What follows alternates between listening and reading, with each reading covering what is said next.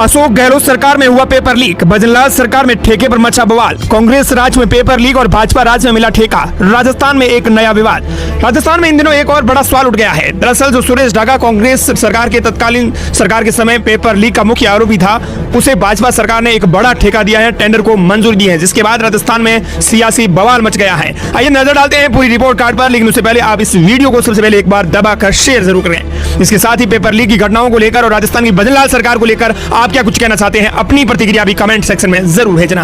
Rajasthan paper leak सरगना के पिता को 20 करोड़ रुपए का बजरी ठेका मिला है। 1-2 करोड़ का नहीं, बल्कि सीधे 20 करोड़ का। जो सुरेश ढाका पेपर लीक का मुख्य आरोपी था, उसके पिता को यह बड़ा ठेका दिया गया है। राजस्थान में एक बार फिर बवाल मच गया है। दरअसल कांग्रेस सरकार के समय राजस्थान में हुई पेपर लीक की घटनाओं में सुरेश ढाका का नाम सबसे प्रमुख आरोपियों में सामने आया था। उस समय एसओजी की जांच शुरू हुई, एसआईटी का गठन हुआ और जांच के दौरान सुरेश ढाका फरार हो गया। बाद में उस पर 1 लाख रुपए का इनाम भी घोषित किया गया। पेपर लीक का मुद्दा पूरे राजस्थान में बड़ा राजनीतिक विषय बन गया था और इसी मुद्दे को लेकर भाजपा ने कांग्रेस सरकार पर लगातार निशाना साधा। इसके बाद विधानसभा चुनाव हुए और राजस्थान में भाजपा की सरकार बनी। जनता को उम्मीद थी कि पेपर लीक मामलों में सख्त कार्रवाई होगी और ऐसी घटनाओं से जुड़े लोगों पर पूरी तरह से शिकंजा कसा जाएगा। लेकिन अब सामने आई एक खबर ने राजनीतिक बहस को और फिर से तेज कर दिया है। मीडिया रिपोर्ट्स के अनुसार वर्ष 2025 में राजस्थान की भाजपा सरकार ने सुरेश ढाका के पिता को एक बड़ा सरकारी ठेका मंजूर किया है। रिपोर्ट में बताया गया है कि यह ठेका सरकार की मंजूरी के बाद दिया गया है। अब यहीं से विपक्ष सवाल उठा रहा है। दरअसल आपको बता दें कि सुरेश ढाका के पिता को 20 करोड़ का बजरी ठेका दिया गया है। वरिष्ठ अध्यापक और सब इंस्पेक्टर भर्ती परीक्षा सहित पेपर लीक के 10 मामलों में फरार चल रहे सुरेश ढाका को एसओजी और ईडी 4 साल से तलाश रही है, चप्पे चप्पे पर तलाश रही है। लेकिन इसी बीच खान विभाग ने ढाका की फरारी के 14 महीने में ही पिता को 20 करोड़ रुपए का बजरी खनन का बड़ा ठेका दे दिया। ब्यावर में इस ठेके पर 2 महीने पहले खनन चालू हुआ और बजरी का बड़ा स्टॉक किया गया है।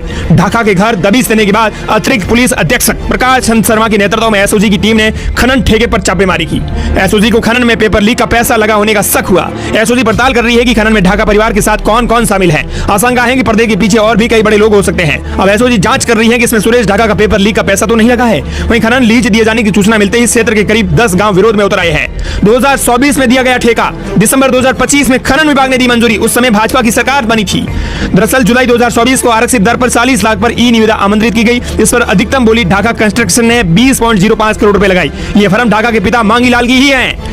अतिरिक्त निदेशक खान ने अगस्त 2024 को मंशा पत्र जारी किया। इसके 1.5 साल बाद यानी दिसंबर 2025 को दिसंबर 2025 से 5 साल के लिए खनन पट्टा है वो जारी कर दिया गया। जयपुर में कोचिंग सेंटर के बहाने से पेपर लीक करने वाले सुरेश ढाका का नाम वर्ष 2022 के अंदर वरिष्ठ अध्यापक भर्ती में सामने आया था। उदयपुर में सुकेर और बेगरिया में भी पेपर लीक गिरोह पकड़े जाने पर भूमिका सामने आई थी। वहीं वह तभी से फरार है। सरकार ने उसके कोचिंग सेंटर पर बुलडोजर तक चला दिया था, लेकिन उन बुलडोजर का क्या हुआ? सरकार ने इधर तो एक तरफ तो बुलडोजर चलाया, यानी एक तरफ तो प्रॉपर्टी को खत्म किया जो बिल्कुल 1-2 करोड़ रुपए की थी, और दूसरी ओर 20 करोड़ रुपए का ठेका मंजूर कर दिया।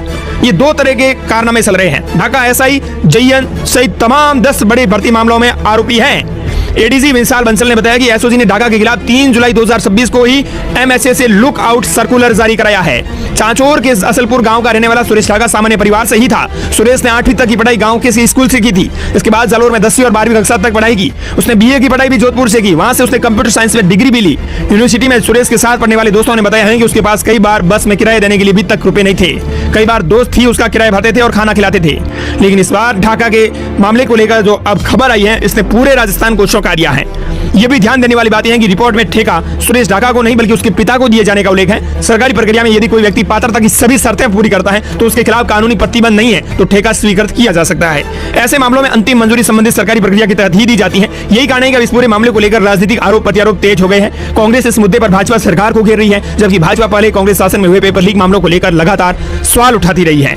अब सबसे बड़ा सवाल यही है कि क्या सरकार इस मामले पर कोई स्पष्टीकरण देंगी या ये प्रक्रिया जो है नियमानुसार थी, या कोई इस मामले में आगे कोई नई जांच और बयान सामने आएंगे। फिलहाल ये मामला राजस्थान की राजनीति में चर्चा का विषय बना हुआ है। आगे सरकार और संबंधित पक्षों की प्रतिक्रिया के बाद तस्वीर और ज्यादा साफ हो सकती है। फिलहाल इस पूरे घटनाक्रम पर आपकी क्या कुछ प्रतिक्रिया है, हमें कमेंट करके जरूर बताएं।